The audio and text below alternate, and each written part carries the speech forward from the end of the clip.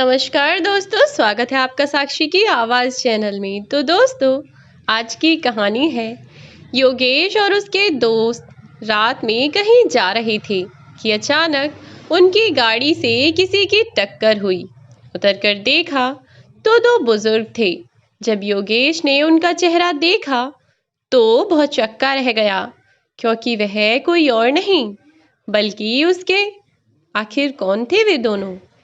यह कहानी है कांता जी और धीरेन्द्र जी की, जिनका एक इकलौता बेटा सुरेश था। योगेश का दोस्त विनीत विदेश से वापस आया था और गाड़ी चलाते वक्त रात में उसकी गाड़ी से दो बुढ़े बुढ़िया टकरा गए, जिससे उन्हें बहुत चोट लगी। और जब विनीत ने यह बात अपने दोस्त को बताई कि मुझे आने में कुछ दिन लग जाएंगे, मेरे साथ यहाँ कुछ लफड़ा हो गया है, तब योगेश पूछने लगा कि आखिर क्या हुआ है जिसकी वजह से तुम वापस आने में इतना समय लगा रहे हो। तुम्हारी डील पक्की नहीं हुई है क्या, या फिर कोई और प्रॉब्लम है। तभी योगेश के दोस्त विनीत ने कहा, नहीं नहीं यार, ऐसा कुछ नहीं है। एक्चुअली जब मैं वापस आ रहा था तो दो लोगों का एक्सीडेंट मेरी गाड़ी से हो गया। रात के अंधेरे में मुझे भी ठीक से दिखाई नहीं दिया और साथ साथ बारिश भी बहुत हो रही थी, जिसकी वजह से गाड़ी के शीशे पर बारिश की बूंदें पड़ने की वजह से मुझे कुछ भी साफ साफ दिखाई नहीं दिया। और शायद वह लोग बुजुर्ग थे तो उन्हें भी सही से दिखाई नहीं दिया होगा, जिसकी वजह से मेरी गाड़ी से उनका एक्सीडेंट हो गया। उन्हीं को लेकर मैं हॉस्पिटल आया हूँ और मैं तुमसे थोड़ी देर में बात करता हूँ। और इतना कहकर उसने फ़ोन काट दिया। योगेश सोचने लगा, पता नहीं अब ये नए केस में फंस गया। मुझे वापस जाना होगा ताकि इसकी मदद कर सकूं। पता नहीं कैसे कैसे इस लफड़े से बाहर निकलेगा। वैसे भी इसका कोई काम मेरे बिना तो पूरा होता नहीं है। ऐसा सोचकर विनीत भी वापस अपने देश आया हुआ था और उसके साथ साथ योगेश भी आ गया और आकर अपने दोस्त को फ़ोन किया और वह पूछने लगा कि तुम कहाँ हो। और मैं यहाँ वापस आ गया हूँ। मैं जानता ही था कि तुम मेरे बिना कोई काम ठीक से कर ही नहीं सकते। और उसने ऐसा कहकर अपने दोस्त को खूब डांट लगाना शुरू कर दिया। उसके दोस्त विनीत ने कहा, अच्छा ठीक है यार, गलती इंसान से ही होती है और उसका हर्जाना करने के लिए मैं हॉस्पिटल आया हुआ हूँ। तुम भी इसी अस्पताल में आ जाओ। और ऐसा कहकर उसने उसके पास एड्रेस सेंड कर दिया। फिर योगेश भी उस अस्पताल में पहुंच गया और उससे कहने लगा कि वह बुजुर्ग कहाँ है जिनका तुम्हारी गाड़ी से एक्सीडेंट हुआ है।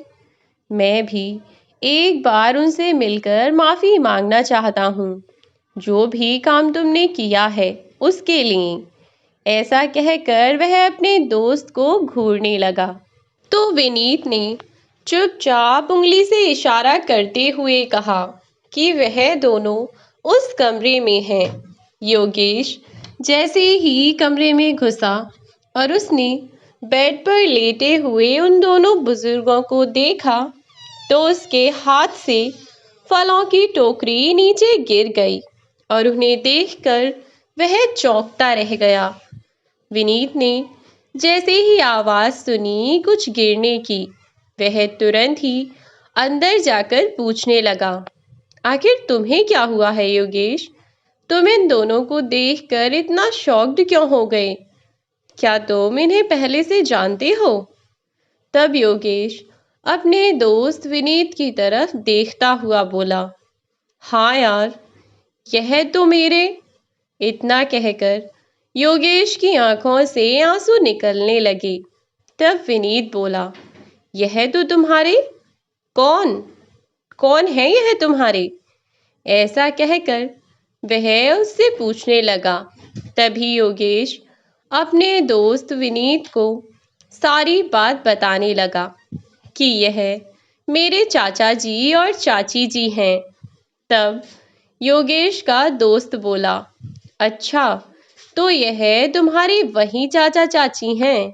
तो योगेश ने कहा, हाँ, यही मेरे चाचा चाची हैं, जिन्होंने मुझे पाल पोस कर इतना बड़ा किया था। मेरे माता पिता के मुझे छोड़कर चले जाने के बाद इन्होंने ही मेरी परवरिश की है। लेकिन मुझे समझ नहीं आता कि इतनी रात में यह दोनों सड़क पर क्या कर रहे थे। तभी उसका दोस्त विनीत कहने लगा, वह तो इन दोनों के होश में आने के बाद ही पता चलेगा। हाँ, तुम सही कह रहे हो। वह तो चाचा चाची जी के होश में आने के बाद ही हमें पता चलेगा कि यह दोनों सड़क पर क्या कर रहे थे इतनी आधी रात में, कि इन दोनों का एक्सीडेंट तुम्हारी गाड़ी से हो गया। योगेश की आवाज सुनकर धीरेन्द्र जी और कांता जी को थोड़ा होश सा आया। तभी योगेश ने उनसे कहा, आप दोनों इतनी आधी रात में सड़क पर क्या कर रहे थे? और क्या सुरेश को इस बारे में पता है चाचा जी, चाची जी? मैं आप दोनों से बहुत नाराज हूँ। मैंने आपसे कहा था ना कि आप अपना ध्यान रखना, लेकिन आप लोगों को तो अपनी कोई परवाह ही नहीं है, और ना ही आपको मेरी कोई परवाह है। तभी तो आपने मेरा कहना बिल्कुल नहीं माना और अपना ध्यान अच्छे से नहीं रखा। अब मैं सुरेश को फोन करता हूँ और उसे आपके बारे में सब बताता हूँ। तब उसके चाचा चाची उसे रोकते हुए बोले, आज हमारी जो यह हालत है ना, तुम्हारे छोटे भाई सुरेश की ही बदौलत है। उनकी यह बात सुनकर योगेश चौंकता हुआ बोला, क्या? यह आप क्या कह रहे हैं चाचा जी, चाची जी? मेरे जाने के बाद सुरेश ने आप दोनों की जिम्मेदारी लेने का मुझसे वादा किया था और उसने कहा था कि वह आप दोनों का बहुत अच्छे से ध्यान रखेंगे। तो आखिर उसने ऐसा क्यों किया? योगेश के चाचा चाची ने उसे सब कुछ बताना शुरू किया और उसके दोस्त को भी सारी कहानी शुरू से अंत तक सुनाई कि धीरेन्द्र जी और कांता जी अपने बेटे से बहुत प्यार करते थे। उनके बड़े भाई राजेश जी का भी एक बेटा था जिसका नाम योगेश था। योगेश अपने माता पिता को बहुत प्यार करता था और उनकी बहुत इज्जत भी करता था। योगेश के माता पिता उसे बचपन में ही छोड़कर चल बसे थे। जब वह 10 साल का था तो उसी वक्त उसके माता पिता अपने छोटे भाई धीरेन्द्र जी के घर उनसे मिलने आ रहे थे और उस समय एक्सीडेंट होने के कारण धीरेन्द्र जी के बड़े भाई और उनकी भाभी का देहांत हो गया, जिसके बाद उन्होंने अपने भतीजे योगेश को अपने बेटे की तरह अपने ही घर में रखा था। योगेश तो धीरेन्द्र जी के बेटे को अपना छोटा भाई ही मानता था, लेकिन सुरेश उसे अपना भाई नहीं मानता था और वह हमेशा ही उससे नफरत किया करता था कि जब से यह आया है, इसके आने से मेरा प्यार बढ़ गया है। मुझे इतना प्यार नहीं करते अब जितना पहले किया करते थे। इसके आने से मेरे कपड़े, खिलौने, यहाँ तक मेरे माँ बाप का प्यार भी अब तो हम दो लोगों में बंट गया है। और इसी बात से वह योगेश से धीरे धीरे नफरत करने लगा और धीरे धीरे उसकी ये नफरत इतनी बढ़ गई कि वह उसे एक आंख न भाता था। सुरेश अपने ताऊजी के बेटे योगेश को अपना भाई नहीं मानता था। योगेश पढ़ने में भी बहुत होनहार था। वह चाहता था कि वह विदेश जाकर अपनी पढ़ाई पूरी करे और उसके माता पिता के सपनों को पूरा करे। वह यह भी जानता था कि उसके चाचा जी और चाची जी की हालत इतनी अच्छी नहीं है कि वह उसकी पढ़ाई विदेश में करवा सकें। इसलिए उसने अपनी पढ़ाई करने के लिए पहले तो बच्चों को ट्यूशन पढ़ाया और एक प्राइवेट जॉब की, जिससे वह अपनी पढ़ाई का खर्चा उठा सके। और जब वह कॉलेज में गया तो उसने इंटर कॉलेज की पढ़ाई अच्छे नंबरों से पास की और स्कॉलरशिप बेस पर विदेश में पढ़ाई करने का मौका मिला, जिससे वह बहुत खुश हो गया और खुशी खुशी आकर उसने अपने चाचा जी से और चाची जी से यह बात कही, जिसे सुनकर वह दोनों भी बहुत ज़्यादा खुश हुए और सोचने लगे कि आज उनके भाई का सपना पूरा हो जाएगा, जो उन्होंने अपने बेटे के लिए देखा था। और अब वह अपनी पढ़ाई पूरी करने के लिए विदेश भी चला जाएगा। यह सब सुनकर वह लोग बहुत खुश थे, लेकिन उधर सुरेश यह सब सुनकर जरा भी खुश नहीं था। उसे तो योगेश की खुशी बर्दाश्त ही नहीं होती थी, जिसके चलते वह अपने परिवार और भाई को अपना दुश्मन समझने लगा और पढ़ाई में भी ज़्यादा ध्यान नहीं लगाता था। और जितना होशियार योगेश पढ़ने लिखने में था, सुरेश उसके बिल्कुल ही उल्टा था। ना ही तो पढ़ने में होशियार था और ना ही वह कुछ और काम ढंग से किया करता था। वह हर समय बस कोई ना कोई मौका ढूंढता रहता था कि जैसे हो पढ़ता वैसे ही वह योगेश को दुख पहुंचा सके, और जैसे ही उसे मौका मिलता वैसे ही वह ऐसा ही किया करता था।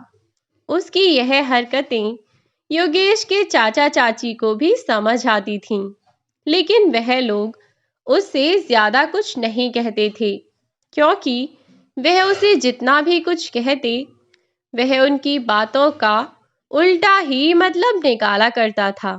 और अब योगेश भी पढ़ने के लिए विदेश चला गया था, तो सुरेश ने यहीं शहर में रहकर एक नौकरी करना शुरू कर दिया था। अब क्योंकि सुरेश की भी पढ़ाई पूरी हो चुकी थी और योगेश ने भी विदेश में अच्छे कॉलेज से अपनी पढ़ाई पूरी कर ली थी, अब उसकी वहाँ अच्छी कंपनी में नौकरी लग गई थी। और इधर वह अपने चाचा चाची से मिलने के लिए भी बहुत बेताब था। उसने अपनी पढ़ाई पूरी होने के बाद अपने देश में वापस आने का फैसला किया और वह उनसे मिलने के लिए वापस आ गया। उसे देखकर उसके चाचा चाची तो बहुत खुश हुए, लेकिन वहीं उसके भाई को उसे देखकर बिल्कुल भी अच्छा नहीं लगा और वह उससे कहने लगा कि तुम अब वापस कब जाओगे। उसकी यह बात सुनकर योगेश के चाचा चाची बोले, अरे बेटा, यह तुम कैसी बात कर रहे हो? तुम्हारा भाई आज ही तो यह आया है और तुम अभी से इसके जाने की बात करने लगे। तब योगेश ने कहा कि मैं अब वापस जाने के बारे में नहीं सोच रहा हूँ, क्योंकि अब मैं यहीं रहकर कोई अच्छी सी नौकरी ढूंढ लूँगा और अब मैं यहाँ चाचा चाची के ही साथ रहना चाहता हूँ। अब मैं उन दोनों की ही सेवा करना चाहता हूँ, क्योंकि अब तो उन दोनों की भी उम्र हो चली है और अब काम करने की उनकी उम्र नहीं है। तो मैं चाहता हूँ कि मैं उन्हीं के साथ रहूं और उनकी देखभाल करूं। इतना सुनकर सुरेश बोला, यह मेरे माता पिता हैं और उनकी जिम्मेदारी भी मेरी है, तो इसीलिए बेहतर होगा कि तुम अपने काम से काम रखो और तुम वापस विदेश लौट जाओ। बेहतर रहेगा कि तुम अपनी वहीं नौकरी करते रहो और वहीं पर रहो। यहाँ आने की तुम्हें कोई भी ज़रूरत नहीं है और ऐसा कहकर वह योगेश को कुछ कुछ बातें सुनाने लगा। उसकी बातें सुनकर योगेश को बिल्कुल भी अच्छा नहीं लग रहा था, लेकिन वह अपने चाचा चाची की वजह से सारी बातें सुन रहा था। और उसने योगेश से कहा, ठीक है, जैसा तुम चाहो। ऐसा कहकर वह अपना सामान लेकर जाने लगा। तभी उसके चाचा चाची ने उसे रोकते हुए कहा कि तुम कहीं नहीं जाओगे। योगेश, जितना हक सुरेश का इस घर में है उतना ही हक तुम्हारा भी है। आज तो इसने अपनी सारी हदें पार कर दी हैं और यह बड़े छोटों की इज्जत भी करना भूल गया है। मुझे लगता है कि हमने इसे ज़्यादा ही सर पर चढ़ा रखा है।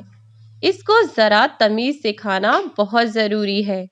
इसीलिए हमने यह फैसला किया है कि अब हम तुम्हारी और सुरेश की दोनों की शादी कर देंगे और फिर तुम दोनों को इस घर की सारी जिम्मेदारियां बांट दी जाएं, जिससे हम दोनों भी उन जिम्मेदारियों से आज़ाद हो सकें और खुशी खुशी अपने परिवार के साथ रहें। तभी उनका छोटा बेटा सुरेश बोला, इस घर का बंटवारा क्यों होगा? जब आप लोगों का इकलौता बेटा मैं हूं, तो यह सब तो मेरा ही होगा ना। आप इसका बंटवारा नहीं कर सकते और ना ही इसे दो हिस्सों में बांट सकते हैं।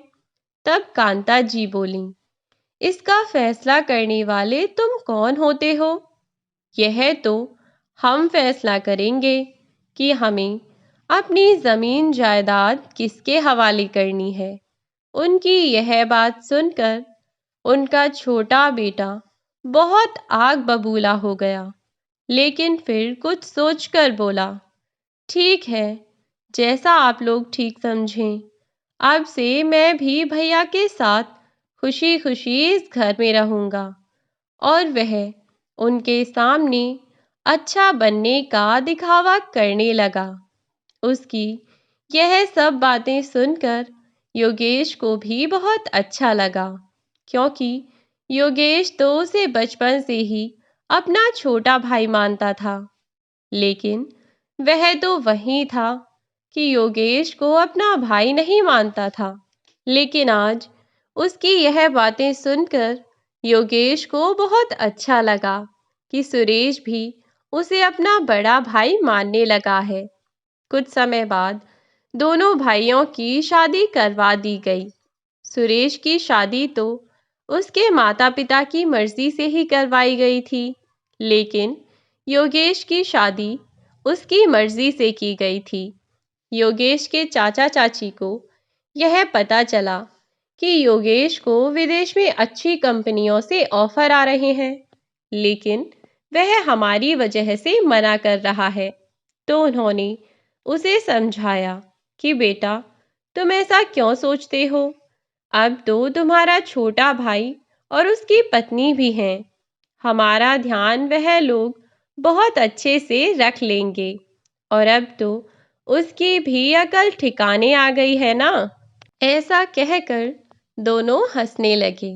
उसको समझाकर विदेश जाने के लिए मना लिया और साथ में उसकी पत्नी को भी उसके साथ भेज दिया।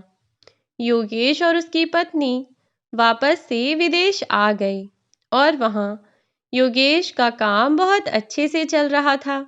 यहीं दूसरी तरफ सुरेश, जो कि अच्छा बनने का दिखावा कर रहा था, धीरे धीरे वह अपना असली रूप दिखाने लगा और उसने अपने माँ बाप को धीरे धीरे सताना शुरू कर दिया। उसके साथ साथ उसकी पत्नी भी अपने सास ससुर को पसंद नहीं करती थी और धीरे धीरे उन्हें तंग करना शुरू कर दिया। दोनों पति पत्नी अपने सास ससुर को बहुत परेशान किया करते थे। वह अपनी सास को बिल्कुल भी पसंद नहीं किया करती थी और साथ साथ उन दोनों को अपने माता पिता एक आंख भी नहीं भाते थे, ना ही तो उन्हें समय से खाना देना और ना ही उनका ख्याल रखना और घर का सारा काम उन्हीं से करवाना और ऊपर से खरी खोटी सुनाना, वह अलग। वह लोग यह सब बर्दाश्त कर रहे थे और सोच रहे थे कि जब योगेश को इस बारे में पता चलेगा तो उस पर क्या बीतेगी। यही सब सोच सोच कर वह योगेश को कुछ नहीं बताते थे। जब भी योगेश का फोन आता, वह उनका हालचाल पूछता, तब वह लोग उसे कुछ भी नहीं बताया करते थे, क्योंकि अगर उसे पता चल गया तो वह फिर से वापस यहीं आ जाएगा, जो कि वह लोग नहीं चाहते थे। तो उन्होंने अपने बेटे की शिकायत योगेश से नहीं की और उनका बेटा सुरेश उनकी इस शरीफाई का नाजायज़ फ़ायदा उठाया करता कि मैं इन लोगों पर कुछ भी जुल्म करता रहूं। यह लोग योगेश से तो कुछ कहेंगे नहीं और ना ही वह वापस आएगा। अब तो यह सब मेरा ही है और जब तक यह बुढ़े बुढ़िया मरेंगे नहीं, तब तक यह सारी जमीन जायदाद मेरे नाम नहीं होगी। वह यह बात अपनी पत्नी से कर ही रहा था कि कांता जी ने उसकी यह सारी बातें सुन लीं और जाकर अपने पति धीरेंद्र जी से उनके बेटे की हरकत के बारे में उन्हें बताया कि आज सुरेश और उसकी पत्नी हम दोनों को मारने के बारे में बातें कर रहे थे। यह बात सुनकर धीरेंद्र जी के तो पैरों तले जमीन निकल गई कि उनका अपना सगा बेटा आज पैसे के लालच में आकर उन्हें और उनकी पत्नी को मारना चाहता है, और दूसरी तरफ वही योगेश है जो कि हमारा भतीजा है, लेकिन वह हमेशा हमें अपने माँ बाप से भी ज़्यादा प्यार करता है और अगर उसे इस बारे में पता चला तो वह जाने क्या ही करेगा। यह बात सोचकर वह दोनों कहने लगे, जब तक अभी हमारी योगेश से बात नहीं होगी तब तक हम यहाँ नहीं रह सकते, क्योंकि क्या पता कि यह लोग हमें खाने में ही कुछ मिलाकर दे दें। और ऐसा कहकर वे लोग सोचने लगे कि अब हमारा यहाँ रहना सही नहीं है, हमें अब यह घर छोड़कर यहाँ से जाना होगा। और इधर उन दोनों के पास उनका अपना फोन भी नहीं था कि वह ये सारी बातें योगेश को बता सकते, और वह सुरेश के ही फोन से योगेश से बात किया करते थे। और बात करते समय सुरेश भी उन दोनों के सामने खड़ा रहा करता था कि कहीं यह हमारी चुगली योगेश से न कर दें। बेशक वह योगेश से नफरत करता था, लेकिन वास्तव में वह योगेश से डरता भी था, क्योंकि उसे यह पता था कि योगेश अपने चाचा चाची के लिए किसी भी हद तक जा सकता है। इसीलिए वह जब भी अपने माता पिता की बात योगेश से कराया करता तो खुद भी वहीं पास खड़ा होकर उनकी सारी बातें सुना करता था। और यह सब कांता जी और धीरेंद्र जी भी बहुत अच्छे तरीके से जानते थे, तो वे हमेशा ही योगेश से फोन पर सुरेश की तारीफ ही किया करते थे और कहा करते कि सुरेश उनका बहुत अच्छे से ध्यान रखता है और उसकी पत्नी भी उन्हें कोई काम नहीं करने देती। यह सब सुनकर योगेश भी निश्चिंत हो जाया करता था कि उसके पीछे से उसके चाचा चाची का ध्यान रखने के लिए उसका छोटा भाई है और साथ ही उसकी पत्नी भी है। लेकिन जब योगेश का दोस्त विनीत अपनी डील करने के लिए वापस इंडिया आया, तब उसकी गाड़ी का एक्सीडेंट हो गया था। वह भी योगेश के चाचा चाची से हो गया। योगेश के चाचा चाची आधी रात में रोड पर इसीलिए चल रहे थे क्योंकि उनके अपने बेटे और बहू ने सारी जमीन जायदाद अपने नाम करवा कर उन दोनों को घर से बाहर निकाल दिया था और उसके चाचा चाची 2 दिन से यूं ही सड़कों पर भटक रहे थे। उनके पास ना ही तो फोन था और ना ही वह किसी भी तरीके से अपनी खबर योगेश तक पहुंचा सकते थे। जब योगेश के चाचा चाची ने ये सारी बातें बताईं तो योगेश की आंखों से आंसू बहने लगे और साथ साथ उसका दोस्त भी यह सब सुनकर भावुक हो गया कि खुद का सगा बेटा अपने ही माँ बाप के साथ भला ऐसा कैसे कर सकता है। विनीत को उनकी यह बात सुनकर उनके बेटे सुरेश पर बहुत गुस्सा आया। उसका मन तो कर रहा था कि वह सामने हो तो वह उसकी चटनी बना दे, लेकिन योगेश ने कहा उसे उसके किए हुए कर्मों की सजा तो मिलेगी ही, पर सही ढंग से। उसने ऐसा कहकर पुलिस को फोन कर दिया और योगेश के चाचा चाची ने अपने बेटे के बारे में सारी बात पुलिस को बता दी और पुलिस भी फिर उनके बेटे को पकड़ने के लिए निकल गई और घर जाकर उनके बेटे और बहू को गिरफ्तार कर लिया।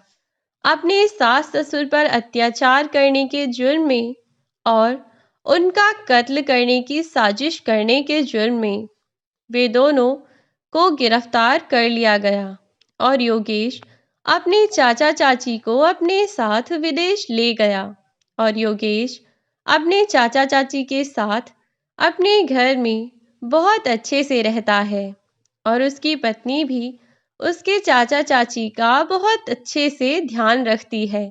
उसके अपने सास ससुर तो नहीं थे, लेकिन वह योगेश के चाचा चाची को अपने सास ससुर ही माना करती थी और उनका बहुत अच्छे से ध्यान रखा करती थी।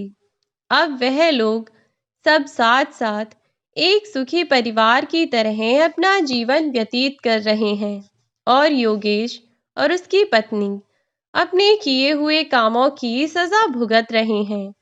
आखिरकार योगेश को उसके कर्मों की सजा मिली। यदि कोई भी व्यक्ति किसी के साथ बुरा करने के बाद यह सोचता है कि वह सुख से अपना जीवन व्यतीत कर सकता है, तो यह उसकी भूल है, क्योंकि आज नहीं तो कल इंसान को अपने किए कर्मों का फल भोगना ही पड़ता है। देर ही सही, लेकिन इंसान अपने किए हुए कर्मों से बच नहीं सकता। तो दोस्तों, यह थी हमारी आज की कहानी। आज की कहानी आपको कैसी लगी हमें कमेंट करके ज़रूर बताएं। अगर आपको वीडियो अच्छी लगी हो और कहानी पसंद आई हो तो वीडियो को लाइक करके शेयर कर दें और चैनल को सब्सक्राइब कर दें अगर आप इस चैनल पर नए हैं तो।